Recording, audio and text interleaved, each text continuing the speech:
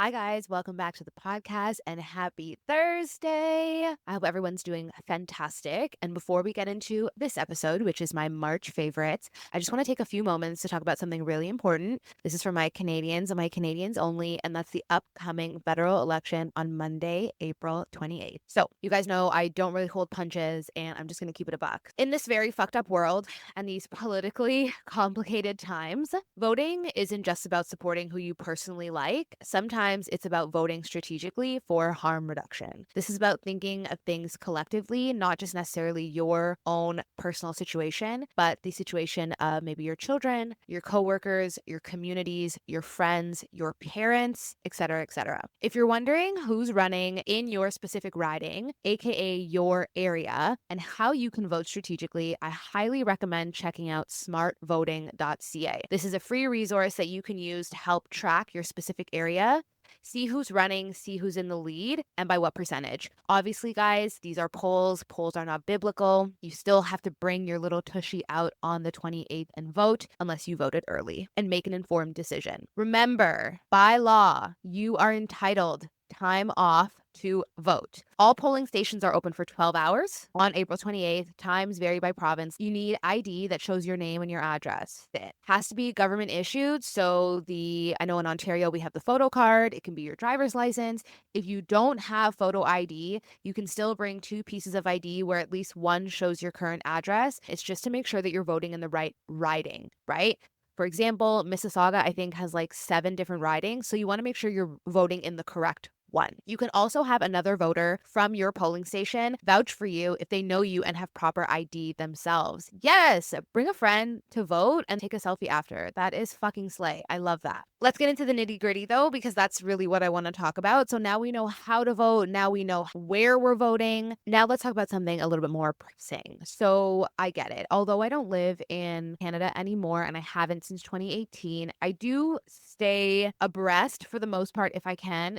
I'm not gonna lie, it's not the easiest because I'm trying to stay on top of what's happening in Canada and Ontario. I'm trying to stay on top of what's happening in my fucking backyard, and I can't help but be inundated with what's happening overseas and also in the US. So your girl's doing her best. But the point is, in Canada, I know we've had liberal leadership for over a decade now.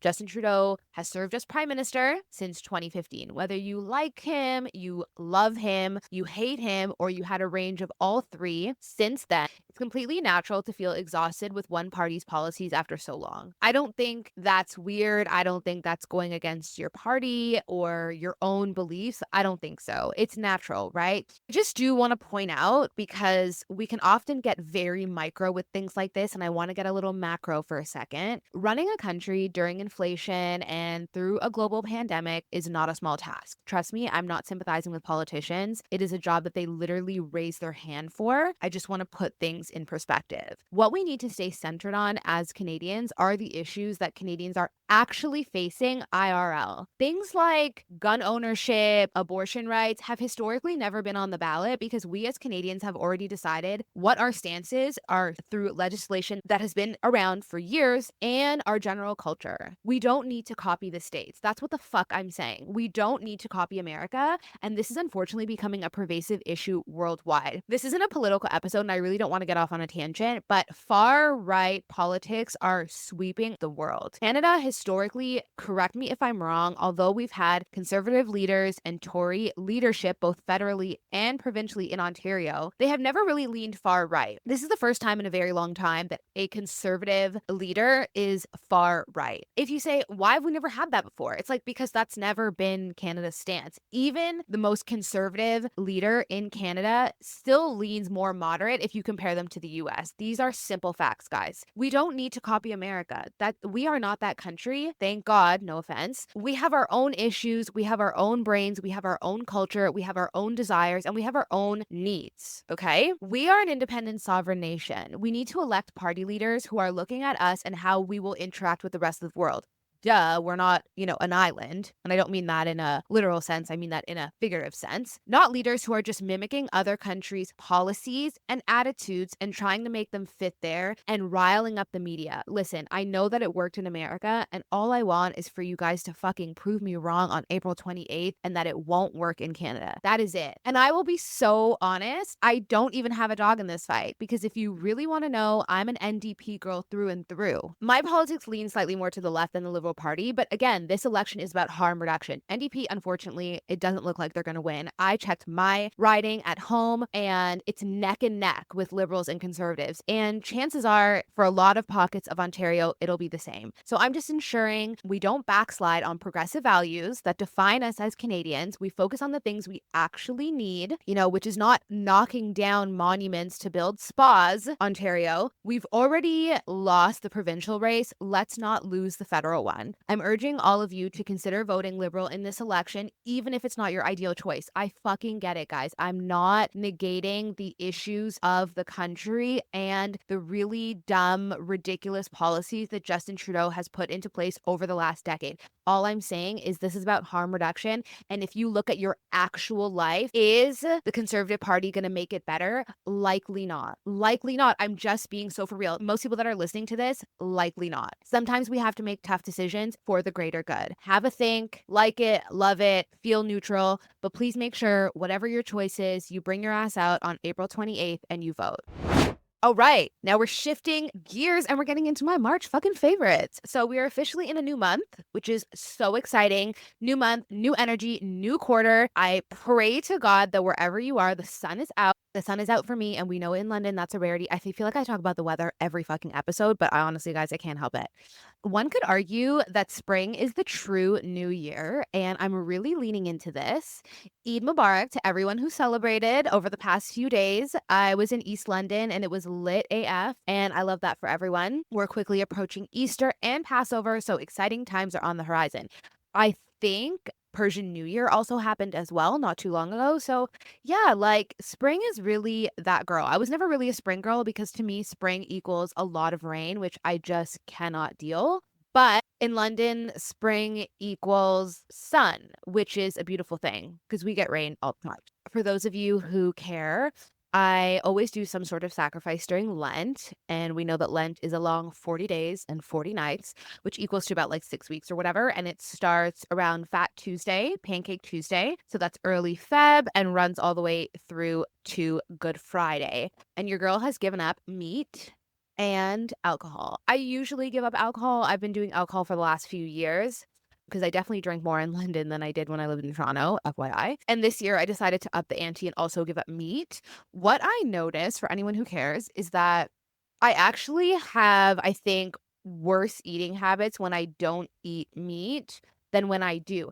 And I think that's because if I'm out, my meals just have less protein in them. And we know that protein makes you full. And I'm not saying you can't get protein from other sources. The point is, because I'm a meat eater, meat is my default for protein. It's a very easy way for me to get protein without even thinking about it. So because I'm not getting that, and salmon just doesn't hit like chicken does. I'm so sorry. It just doesn't. You end up eating more carbs. At least that's what I've noticed for myself.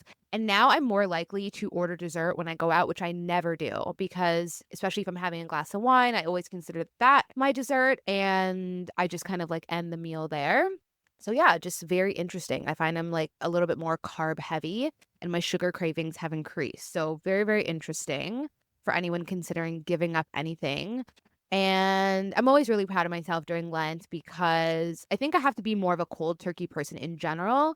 Like I can't say, oh, I'm only going to drink on weekends and not during the week, or I'm only going to drink like 3 times a week, or I'm only going to eat meat if I cook it at home. Those kind of rules are just like too complicated for me. It's kind of just like I'm either going to do this or I'm not. I will have moments where I'm like, oh, I miss it, but it's never hard for me. It's never hard for me to give up alcohol. It's never hard for me to give up meat. It's never hard for me to give up anything. I've done coffee. I've done it all. So yeah, it's just so interesting that when you just kind of set your mind to something and move on, you just don't even think about it anymore. Okay, so first up in my beauty favorites is the Garnier Hydrating Deep Cleanser. Now, I don't know if this is available in Canada and the US. I'm going to assume that it is. but this cleanser is absolutely amazing. Obviously, you can get it at the drugstore. It's super hydrating, gentle. You can use it in the morning or the night. It does say that it takes off your makeup, but I would definitely double cleanse if you have been wearing makeup because concealer, powder, SPF, foundation, it all kind of adds up. And I just feel like a regular cleanser, it's kind of hard to get through all of that. But it's so hard to find a cleanser that's hydrating, doesn't strip your skin, and actually works for someone who's blemish prone like I am. Because most of the cleansers that are out there for blemish prone, breakout prone is like a gel like substance, and those can be extremely drying. Honestly, even if you've got dry skin, you will notice that this is nourishing but still makes your face feel clean.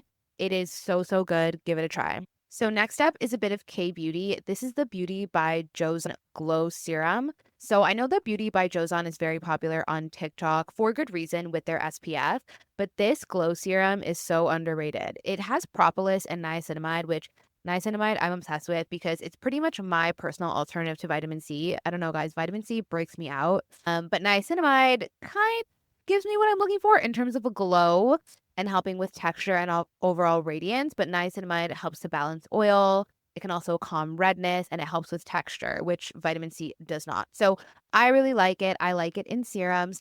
Niacinamide is not the same across the board. You can have very gentle niacinamide and you can have very aggressive niacinamide. This one's kind of like in the middle. With the addition of the propolis, I feel like it is amazing. So propolis is a derivative of honey, I'm pretty sure. Hydrates your skin, good for sensitive skin, can also be a little bit antibacterial. I don't want to get too technical because I'm not like 1,000% sure on the science, but what I do know is I love it. Again, if you're breakout prone, oily skin, combination girly, you need this, especially in the wintertime. I feel like it's a really good way to hydrate your skin without weighing it down, which is my biggest problem as well, because I can't really use like the thick creams and the butters and this and that because, again, breaks me out. So I have to hydrate in very thin layers. And this one is an absolute go to. I'm running low and I've already ordered my second bottle. So last month I went to DC and of course I had to go to Sephora because I'm obsessed with shopping in Sephora in North America, but specifically in the States because Sephora in the States just hits. Like the UK definitely does not. And Canada, it depends. Like sometimes I feel like the stores are just far too busy in Canada. First of all, in the States, like there's just so many Sephoras for the most part. You've got Sephora, I still think in JCPenney. They've got their freestanding stores. They've also got them in Kohl's or like a selection in Kohl's. So like you rarely go to Sephora's in the US and they're like heaving with people. Versus I feel like the ones in Canada are always so fucking busy, just a shitload of people all the time. So it makes the shopping experience like not as good. And then also there's a ton of brands and also a ton of brand selection in the US that you don't get in Canada for various reasons. So that's all to say. I picked up the Youth to the People Super Fruit Gentle Exfoliating Cleanser with vitamin C, papaya, ginger root, and lactic acid. First of all, that's a fucking mouthful, but that's literally on the face of it. It's orange, it's got a great pump. And if you are someone that likes exfoliation, but you want it to be in a light but monumental way, this cleanser is for you. Like, it's not something I use every day because I have a very bad habit of over exfoliating my skin. So I have to be very careful. But if you don't have that problem, don't worry. And if you are a low maintenance girly, I feel like this is a really good way to add a kick to your skincare routine without doing too much. I love this cleanser. Like, it smells amazing. It feels so good to use morning or night, but there's something so juicy about using it in the morning. Like, it just kind of wakes you up and adds a little bit more of like, it's nice when your skincare routine can also involve like your other senses, like especially like smell and sight, because like all the cleansers like kind of blend in together and you've just got like this big bottle of like orange goop on your sink. It's lovely. Highly, highly, highly recommend it. A little bit goes a long way. It's something that will definitely last long. And yeah, I just think they really killed it with their cleanser. Apparently, they're very well known for their cleansers. People really love the original cleanser, which is like the kale one. To me, it's neither here nor there, but this one I absolutely love. Okay, so we know that lip balms and lip treatments, whatever, are like all the rage now. And there's so many, like from Laneige and their OG lip mask to Rhode and her viral lip glazes. There are so many to choose from. And while I love buying a lip product because it is the perfect pick me up and it's the perfect impulse buy, I truly think that this one is a cut above everything else on the market right now. And that is the Ole Henriksen Power Preserve Peptide Lip Treatment. You guys, this is the only real lip balm, lip treatment, whatever, lip glaze, whatever the fuck you want to call it, that actually does something for the skin of your lips long term. And that's because of the peptides. Niacinamide had its moment. Peptides are having its moment. And it'll be something that you look to in the near future, I guarantee, if you aren't already doing it. And this is one of the few lip treatments, and probably the only one that I've seen, at least very mainstream, that has that in it. Listen, I love my Summer Fridays. I love my Say. I have Rhode. I love bougie lip treatments. Like, I'm all about it. But these ones are truly like a cut above. When I put this on before I go to bed, my lips are still hydrated in the morning. And you guys, I am a side sleeper, thrashing around from side to side. Like, no, we are not coffin style over here. Okay. We get busy. So trust and believe that it's staying on, but not in a thick, like aggressive way. Obviously, our face gets wrinkled from pollution, the sun, age, et cetera, but so do our lips. And if you smoke, you definitely know this. So I think that if you're looking to implement something new to your lip treatments, and you've seen the hype with like Rhode and Summer Fridays and highly recommend spending your coins and getting the Ula Henriksen one. Go with any color. They're all made the same. And trust me, I know you'll love it. I'm just going to interrupt the podcast for this one little brief message. If you are loving this episode of the Sage Sorority, share it with a friend. Tell a friend to tell a friend. The best way to grow the show is to share it with a like-minded person who will love all the gift of gab that I have to offer. Like, comment, subscribe, and don't forget to leave a cheeky review on Spotify, Apple, or wherever you listen.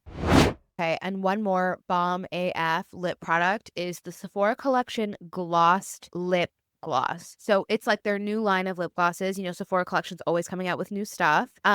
It comes in a range of colors. We're going to talk about color number 35 in the name Confident. It's a light shimmer orange. If you have brown lips, dark lips, whatever, you need to buy this lip gloss because the orange acts as the most subtle but noticeable color corrector. It is so gorgeous. If you are like, I'm really not trying to do too much on my lips, I really just need something cute that I can have on the go that I really don't even need to apply in a mirror because I know it's going to look good, you need to buy this. It is delightful. I love it. I'm definitely going to repurchase it. I bought another color that's a lot more sheer, and I'm like, damn, I really should just bought two of these because I love them so much. You could wear it every day. It's such a beautiful wear. I'm sure it would be fine if you had like pink lips too. Like, I'm sure it would just add to the glow. But for my dark lip girlies, like, it acts as the most beautiful color corrector and it's so slay. So definitely go out and get it and let me know what you think. Okay, so on TikTok recently, there was a video basically talking about how non-black hair products can actually be very beneficial for black hair, specifically because you need to buy products that help you achieve the look that you're going for and not necessarily like your original hair state. That's the gist of it. I stitched it because I 1000% agree. I have been using non-black centered hair products for well over a decade, and I definitely attribute some of it to my hair growth and overall health. That's not to say that black hair products do not work. I will say that brands like Kerastase and Design Essentials are chef's kiss. They are the OG standard, I think, for black girl hair products. However, not easy to find. You have to go to black beauty supply stores, and sometimes the selection isn't super vast, or go to any decent hair salon. Any decent black hair salon will have Kerastase and or Design Essentials, if not both. But if you are like, yeah, I don't really have time for all that, and I want to explore what I can get in my drugstore, what I can get in my department store, definitely check out my TikTok. I will link it down below where I talk about some of the brands I go to and I love. One of those brands is Kerastase. Amazing, amazing range. And what I love about Kerastase, and you'll notice if you just even want to like see it in store. Very vast selection of products, but you will notice they are so hyper specific with who the product is for. And I fucking love that. Like, you will pick up a Kerastase shampoo or conditioner and it won't just say like color treated hair. It won't say that. It'll say color treated hair that has oily roots and dry ends, or bleached hair, or bleached fine hair that's breaking. Like, hyper specific. And when you are shopping for your hair, that is what you want. I feel like Kerastase does the best job of being hyper specific for their clientele. One of their favorite products that I use is the Kerastase 8-Hour Magic Night Hair Serum. So first thing I want to say is products like this, I usually am hesitant to use because they're very water-based, and we know that if you put water on curly hair, it makes it curly, which if your hair is straight, you don't want that. But this doesn't do that. Like, oddly enough, it doesn't do that. It's literally specifically for dry hair. You're not even supposed to put it in damp or wet hair, and you're just supposed to like go to bed with it. Sometimes I just put it in the middle of the day and I just let it sit. It doesn't puff up my hair. It doesn't change the state of my hair. I literally put it in, let it dry, brush my hair, and then that's it. It's as if it was never there. And why I think this is such a great serum, often, especially as Black girls, we just assume that if our hair is dry or we need moisture, that we just put in an oil, right? That's how we were raised. That's how our moms did our hair. And the thing is with oil, same on the face as in your hair, is that it just locks it in, right? So oil in itself doesn't necessarily give moisture, but it locks in whatever's underneath it. Obviously, you guys, I'm not a fucking scientist, but that's the gist of it. So if you're just putting oil on your dry hair, it may feel supple to the touch, but it's not really doing what it needs to do. You need to add some sort of moisture, which is usually water-based, and then you put your oil on top. And I only really deep that like a year ago when my hairdresser was like, your hair is very dry. Your hair actually needs moisture, which means it needs water, and then you seal it in with oil. And I was like, oh, no way. And she was the one that also told me, because I was like, oh, I work out a lot, whatever. And she was like, sweat is also extremely drying on your hair. And I was like, okay, now it's all coming together. So I really think you guys should try this. If you're struggling with frizz, you want to condition your hair more than just when you're washing it. If you heat style your hair, honestly, highly recommend this. You don't need a lot. I think 2 pumps just from like your ponytail down is enough. And yeah, use it like once or twice a week and see what you think. It's not inexpensive. Nothing Kerastase is, but it's absolutely divine. Like, I will never be without this product. I'm on my second bottle. And I was getting my roots done maybe like a month ago. And when I was at the sink, my hairdresser was like, your hair feels so much softer than what I remember. And are you doing anything differently? And I thought it was so interesting because I'm like, oh, I started using the Kerastase serum again. And she was like, it has to be that. And then even when she did my roots and rinsed it out, washed and conditioned my hair, she was like, yeah, it feels so much better than before. And I was like, oh my God, so it's actually working. And that's always a nice feeling because we try a million things and sometimes you don't even know what's working and what isn't. So that was a nice vote of confidence. Now, of course, it would not be the Sage Sorority without recommending a book. And I normally have a few books on the go. Like, I'm literally looking at my nightstand right now, and I've got 5 books on my nightstand. 1 that I've finished, 1 that I haven't started, and then 3 that I've started. So just to give you a visual representation of where my mind is, I'm an avid reader, but I'm also a very distracted reader. And then I always have a few books in my Audible. So I recently finished the book called 45 Things to Do Before You Turn 45 by Julia Tuffs. And it's actually a novel. So it's not like a personal development, self-improvement type of book. But what I think is so interesting about it is that often in books where there is a female protagonist, we have to like her, right? Fun fact, it's really hard to get published as a female author if you basically create a book where we don't like the woman. She's essentially like an antagonist or a heroine in her own life, but we don't like her. Like, she has to be likable. And without going on a rant, because I can like feel it on the tip of my tongue, what I liked about this book is that there are definitely lots of times in the story where you don't like her. You don't like the main character in the book. Her name is Charlie. She's a married mother of 3, and basically she's bored as fuck with her life and is like, I'm gonna do 45 things before I turn 45. Spoiler alert, she doesn't actually complete the list, and her life kind of like implodes while she's trying to get this list done. And she's over drinking, she's not showing up for her friends or her kids, her husband's a little bit boring, and he's kind of like annoyed that she has this list. Like,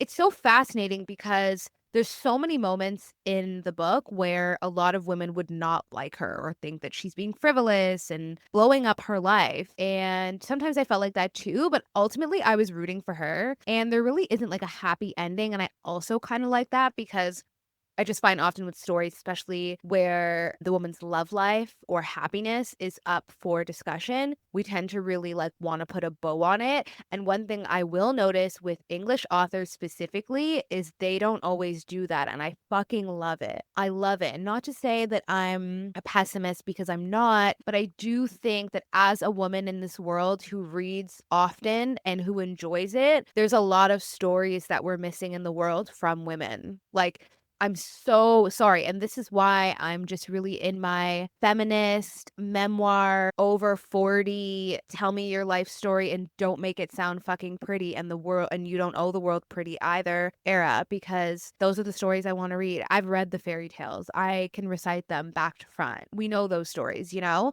I just need a little bit more texture and I need just something else, just something fucking else, guys. If you read enough or you consume enough media, I know that you know what I mean.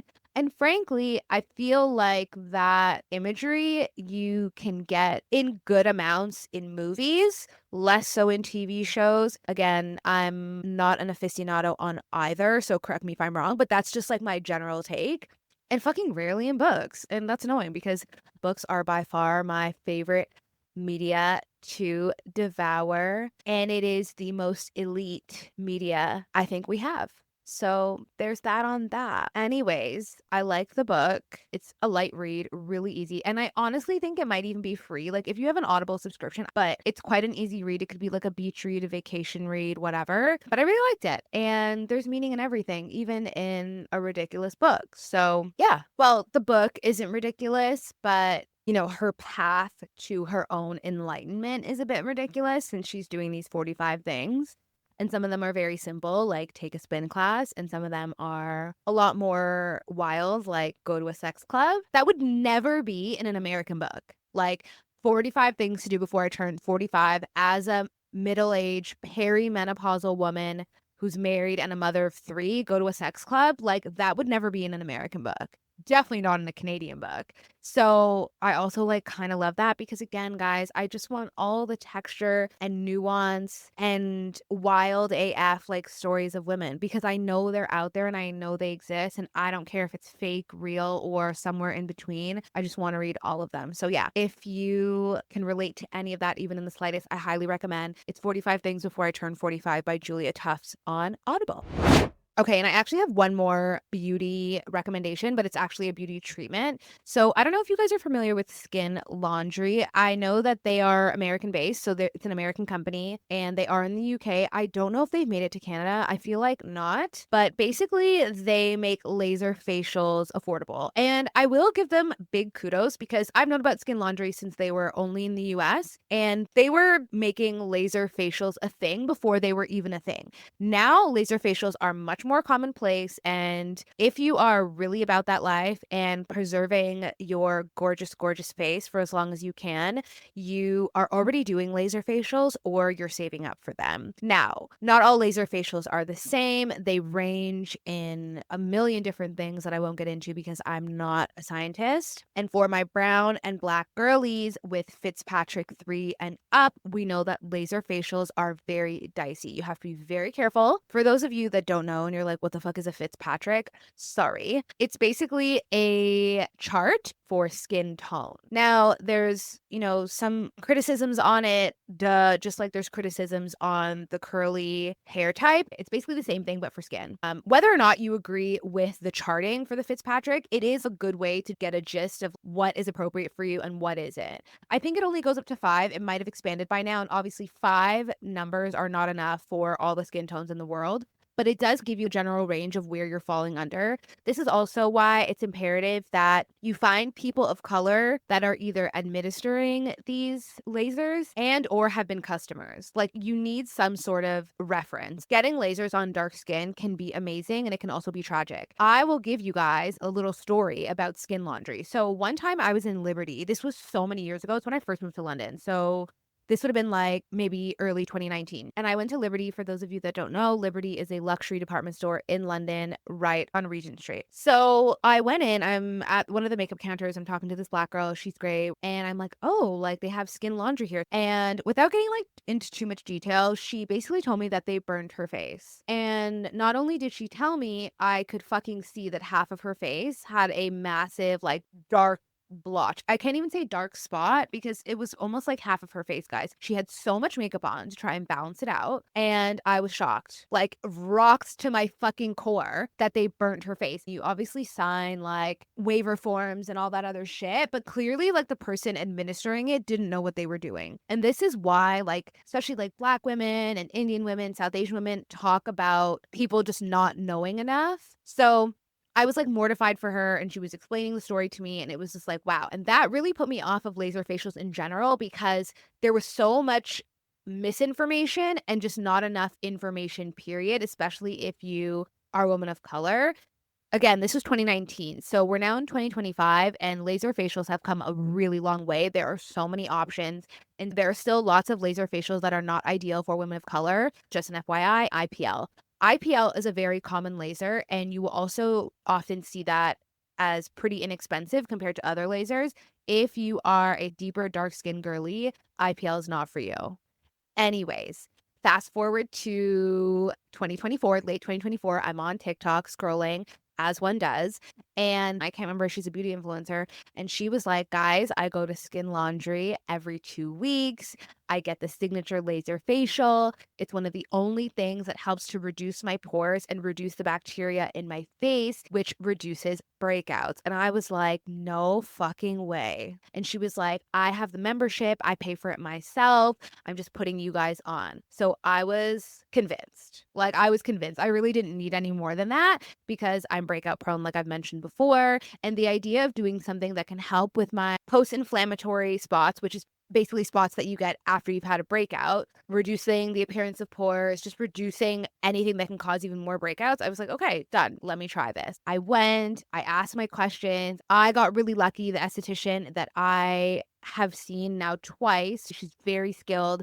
She knows what she's doing. The only feedback I will say is that the hair on your skin tends to be almost like bleached when the laser goes over it.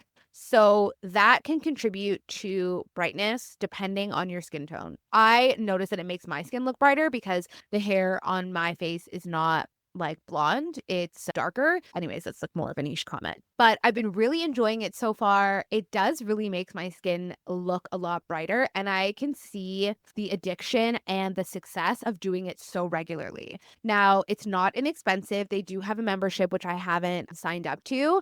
But fun fact is they are on ClassPass. So for my ClassPass girlies, we know that only a certain amount of credits can roll over each month. If you don't want to lose your credits and maybe you just don't really feel like working out as much that month, it's a really good way of treating yourself. It was 78 credits, so highly recommend looking into that. But yeah, I really liked it. And I think it's something I'm going to continue. Finally, you know how I feel about cooking. I love it and I hate it and everything in between. But the other night, I really wanted something easy and lazy, and I came across Justine Cooks. She is an Instagram chef, but New York Times published, so put respect on her name. She mostly focuses on vegetarian dishes, which I usually don't follow vegetarian chefs because, I don't know, it just gets a little like too niche for me sometimes. But she made like this lazy pasta, which is a brown butter tahini pasta. And I know you're probably like, tahini and pasta sounds weird as fuck. And it does. You're not wrong. You are not wrong. But I was like, you know what? It was so easy to make. And I was like, I should probably cook something. And I feel like I could whip this up in like half an hour. And I did. It's a great girl dinner. I'm not going to lie. All you need is lots of butter, lots of tahini, pasta of your choice, pasta water, chili flakes or Aleppo seasoning if you're fancy like me, a little bit of Parmesan, and that's it. And the Parmesan you don't even really need, but I found it to be a little bit bland until I topped it up with some Aleppo spices and Parmesan. If you don't have Aleppo seasoning, you could always pop to any Mediterranean, Persian grocery or your international section of your grocery store. But if you can't be bothered with that, just chili flakes will sort you out. So yeah, the original recipe doesn't call for Parmesan, but I was like, I feel like it needs a little something, something when I was like doing my little taste test at the end. And it's perfect. I prefer the Parmesan that you actually have to shred yourself. You can do like the prepackaged ones, but the one that you shred on your own gives the richest flavor. It truly makes it divine. Anyways, you guys, that is it for my March favorites. It's been an interesting month. I was in DC. We had great weather. We had poor weather. March felt like forever. I'm going to be so for real. Like 31 days never felt so long.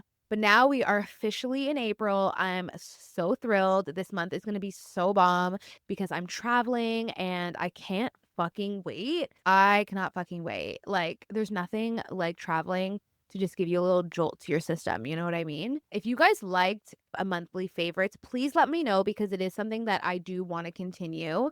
Kind of like an ode to that YouTube era of doing monthly favorites. You know what I mean? Anyways, let me know in the comments what you've been loving this month. Don't forget to like, subscribe, and share it with a friend. My Canadians, make sure you're registered to vote for the upcoming federal election on April 28th, 2025. Do not fucking disappoint me, Canada. I love you from abroad. I will talk to you guys next week. Have an amazing day. Bye.